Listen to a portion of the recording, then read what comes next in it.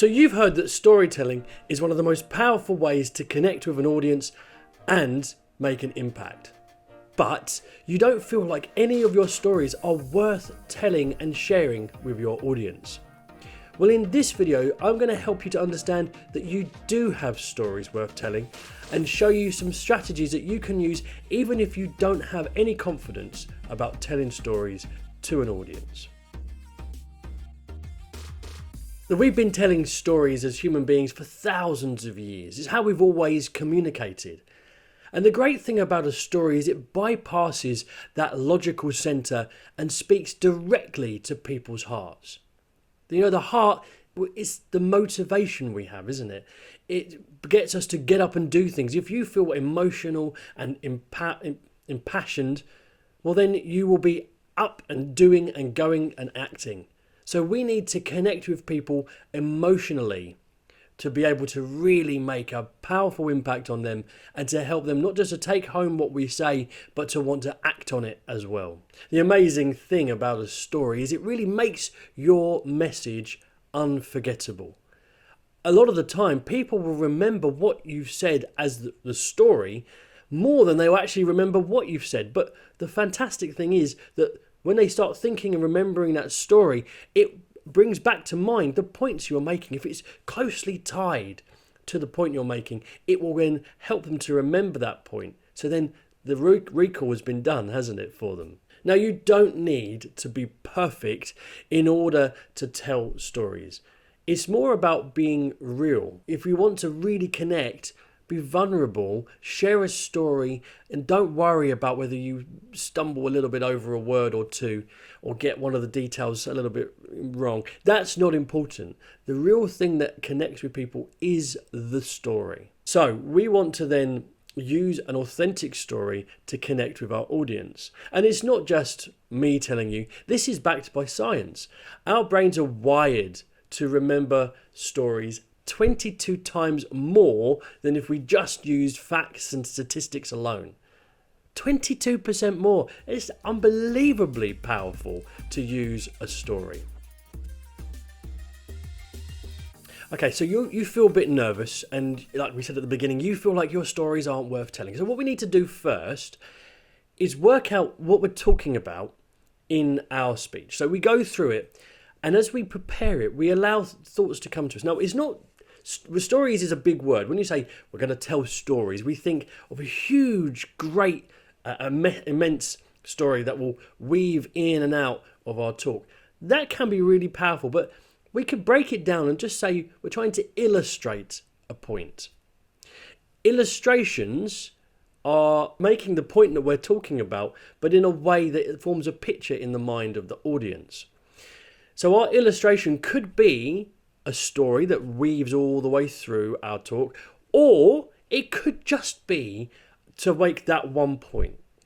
The other day I was talking about driving, and I used an illustration about a sat-nav to make the point of the journey we were on. It's very simple. It was just for that one point, but it helped people to take away what I was saying. So we can do the same thing. We can think about how we can maybe use a mental image rather than just a full-length story. But if we did want to use a story to weave through our talk, well, then we need to think about what we're using. And to do that, we need to use a 3-part framework. Yes, it's always coming back to that rule of 3. So what's the 3-part framework for you if you feel like you are nervous and you have no confidence when it comes to storytelling? So it goes like this. You need the hook. Always starting with the hook. Something really catchy, something that will really get the attention of the audience. So we need a hook. And the best kind of hooks are the ones which focus on the struggle, the curiosity which people will have, or the transformation that somebody had. If we think about it in those terms, if it's the struggle, well, we're talking about pain points, aren't we? Things that people maybe are experiencing in their life. If we're talking about the curiosity, opening up a curiosity gap, our brains naturally want it to be filled in. So we can go down that route, fill in the curiosity gap. Or transformation. So somebody's gone through an experience and they've turned into something completely different. And then the idea is, because this is hooking them, I would like that transformation. You then get the opportunity to bring them back and say, how did they get to that result? For example, a good way of doing this would be to say, 3 years ago, I froze up on stage. Oh, now everybody's interested. Why did you freeze up on stage? Oh, I've been there before. That's horrible. So we've got curiosity. We've got the struggle, the pain points. And also, well, that was 3 years ago. So you must have transformed. So that hits all three of those and will be an interesting way to hook people's attention into what we're saying. Next is the journey. So the journey will be taking from that hook through the challenge, the conflict, what happened, how did you feel, using these basic elements to go from beginning to middle to end of a story. We want to keep it brief and succinct, but the idea is we start at the beginning after we've opened with the hook and walk them through the story. And the third part would be the takeaway. What was a principle of the thing, the story, that people can then use to apply to themselves? We need it to be a principle, because if it is a hard and fast rule, it doesn't always apply to everybody. But a principle you can draw the points out of and apply to yourself no matter what situation you find yourself in life. I want you to be able to craft excellent stories, not just to use in your next talk, but to use in every time you speak in public. And this can be not just speaking on a stage, but it can also be when you speak to people one-on-one. And I want you to be able to do this and have fantastic stories to really engage people all the time. So to do that, I've put together a brilliant guide to storytelling that you can keep. So it's almost like I've written out the notes for this video in a PDF guide that you can download and keep for yourself. If you go to my website, www.the-speakersacademy.com/storytelling, or go to the description of this video and find the link, you can download that for free. It's your personal copy. I want you to take it away, keep it forever, and use it to be able to craft perfect stories, engaging stories, and stories that will authentically connect you with your audience so that you can make an impact. Go get it. It's yours. Have it for free. It needs to have a theme. The story should have a theme. Anything could be a story, by the way. So let's just talk about your everyday life. You could be talking about how you were in the coffee shop and something interesting happened. That's great. No problem. The stories don't have to be this huge thing that happened to you. It doesn't have to be, I went on an around the world trip and here's the story. First of all, that's going to take ages. And second of all, that's not relatable. People don't always go on round the world trips, but they regularly go to coffee shops and they could regularly experience something similar to what you've been through. So it's just about trying to think outside the box. Think about what happens in my life that I could talk about in the frame of a story. So the story then really has to connect to your audience, and it has to have that weaving theme which goes well with your topic. So your story isn't just about you, really, it's about your audience. We should always be audience focused. We don't want to be focused just on ourselves.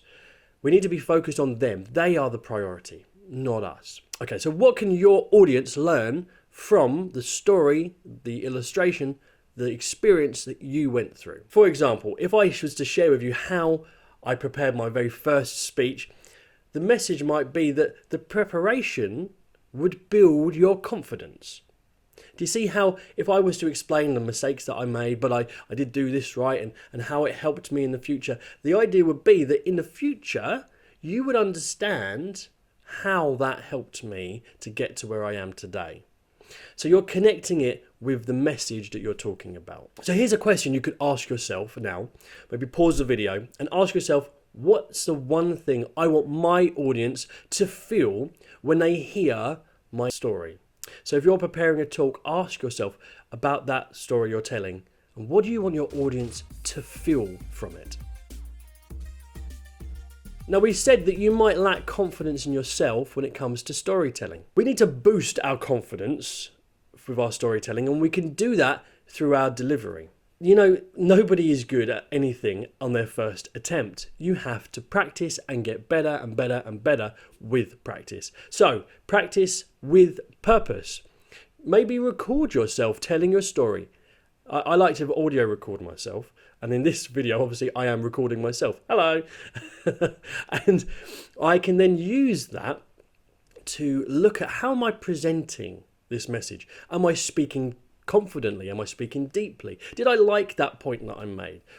And you can refine your message. So when you do the story part of your presentation, what was good? Did you use good gestures? Were you talking about going high? You know, did you feel low? Did you lower your voice? And you can look at your delivery to see how you can make it more impactful. And giving a more impactful speech through your delivery will boost your confidence. As we said, body language is so important. When we're talking about a story, we can use our body, our gestures, the way our face moves, the way we hold ourselves. If it was exciting, we need to be full of energy. If it was scary or sad, we need to bring the energy down, because our audience will connect with the energy we're bringing to the stage. And we need to embrace the fact that we are not perfect. We will not get our speech perfect. Our story, we might stumble over one of the words or forget to mention one of the details. Please don't worry about these little minute things. It doesn't matter, because at the end of the day, no one wants you to be perfect. They want you to be you. So how can we get better at storytelling? Well, really, what we need to do is start small. Start telling stories every day. Can you do that? I think you can. Tell a story to your partner. Tell a story to one of your family members. When you're out, grabbing coffee and you're speaking to the barista, think about a way that maybe you could illustrate. Again, we're not talking about they are talking about your coffee that you're making and you're having a nice chat and you decide to tell them about your round the world trip. We're not saying that. What we're saying is, could you illustrate the point you're making with a story? Practice in your everyday life. If you can practice every single day, imagine how much better your stories will be the next time you get on stage. They will be 100 times more impactful.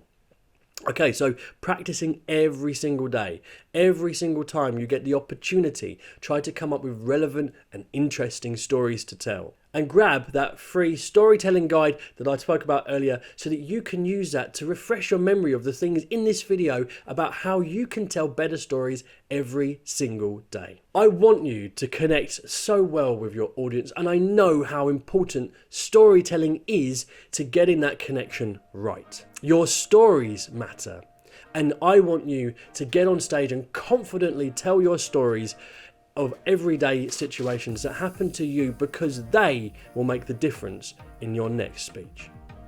I hope you enjoyed this video. If you did, click the like button, share it with somebody if you think it will be helpful, leave a comment, ask a question, and I'll see you in the next video.